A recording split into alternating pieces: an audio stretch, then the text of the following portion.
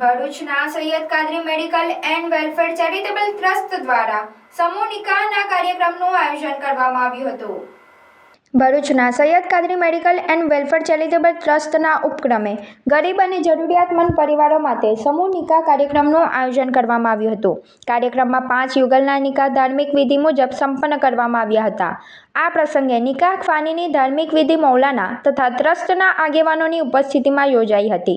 સમૂહ નિકાહના આયોજનનો મુખ્ય હેતુ જરૂરિયાતમંદ પરિવારોને આર્થિક સહાય અને સામાજિક સહકાર પૂરો પાડવાનો રહ્યો હતો।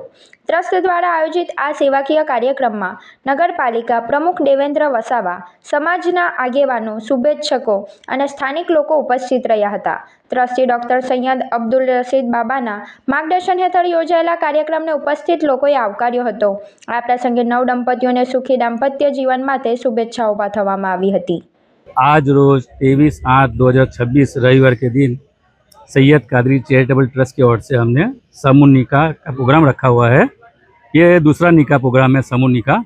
उसमें मुकम्मल 5 जोड़े हमारे लड़के लड़की के जो गरीब है, माँ बाप बिना के है, ऐसे लड़के जोड़े हमारे यहाँ है, शादी में आए हुए हैं।